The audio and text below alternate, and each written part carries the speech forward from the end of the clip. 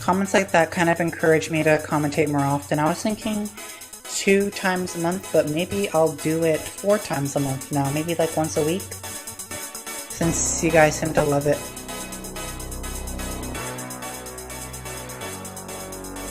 Alright, a normal match was switching off. I wonder if switching was just turned off, or if it's just the RNG related trend that's been happening in a lot of these matches. We have Infernape, Krabby, and Shedinja versus Hippowdon, Magby, and Cloyster. Shedinja isn't invincible, however, because it can get hit by Hippowdon's Crunch. Sandstream is up, of course, so I think Shedinja can't even do anything here. So unfortunate. And then Toxic would have killed it on Cloyster or Hail. Magby's Overheat and Fire Punch would have done it. Yeah, Shedinja can't even do anything because it'll just die to Sandstorm after 1 turn. Maybe it can close out the match with a Giga Impact. But since switching's off, it'd have to close out the match against a Cloyster. So because Cloyster has so high a defense, it'd probably close it out using Bug Buzz actually.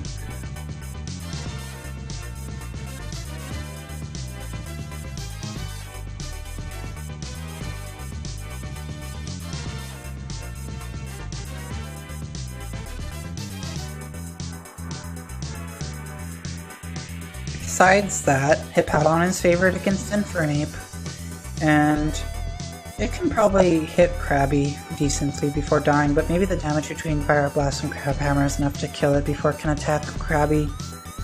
Then Krabby probably beats Magby, and it'll come down to Krabby and Shedinja versus Cloyster. Now, Cloyster has proven to be pretty tough before, so I guess we'll have to see.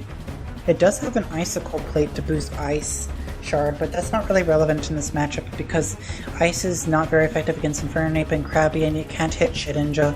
Shedinja's gonna die after 1 turn anyway due to Hippowdon Sandstream, so all it has to do is last at least 1 turn.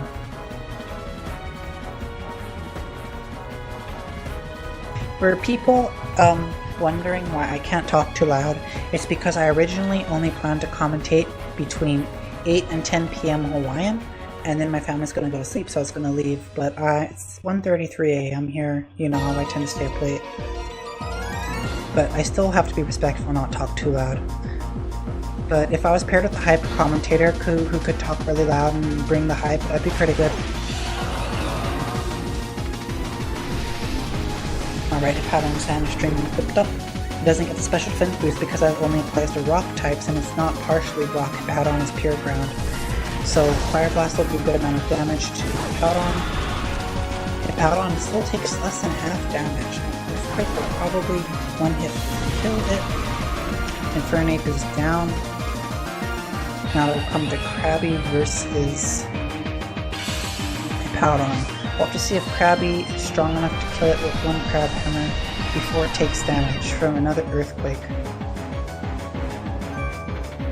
One thing it might do is use Roar. If it used Roar, it could switch Shedinja in and kill it before it even attacks, but it looks like they're going to go for the damage on Krabby instead. To Curse and X-Scissor?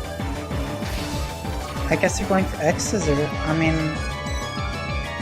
I think Crabhammer might have killed it after scaling from that damage. Earthquake almost does enough to kill it in 2 hits. Factoring in Sandstorm, it would probably kill Krabby after it hits again.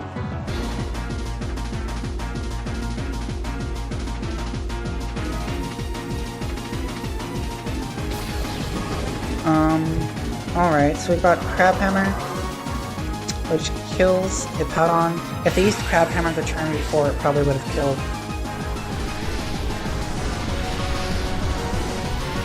I think they should have done that to preserve Krabby's HP.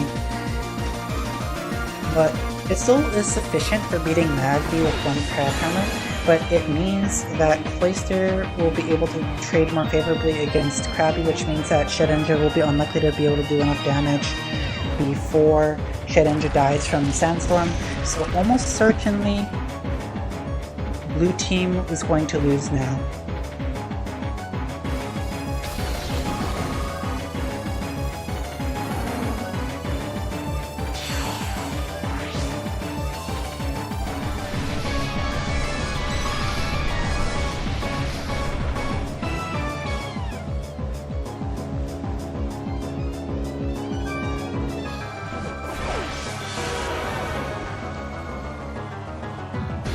Alright, so now it's Cloyster versus Krabby. Cloyster is going to use Dive. Presumably it wants to stall out the Sandstorm against Krabby.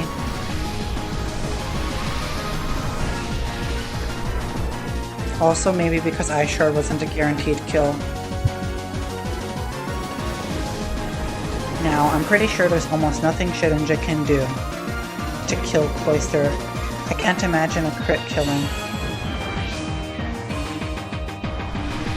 So, congrats to Red Team for winning.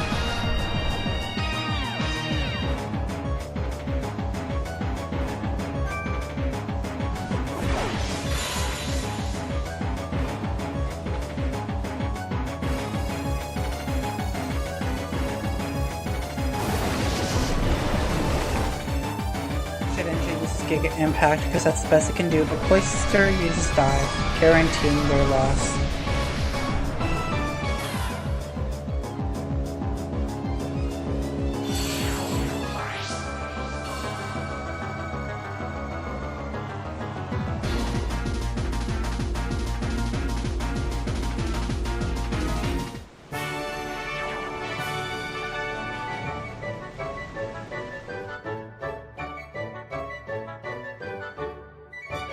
For someone who asked, did Twitch Plays Pokemon contact me? Well, if you want to commentate, you can ask Streamer or Vex by whispering them, and you will probably get an invite to Slack. But I actually got into the dev chat before commentary started because I did lots of leading work during the run, so people wanted my input on run mechanics and feedback and the general advice, so that's why I first joined dev chat.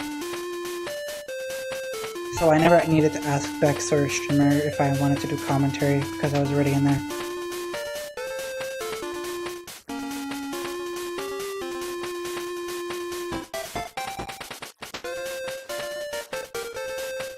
Looks like I'll be joined by Lumisao soon.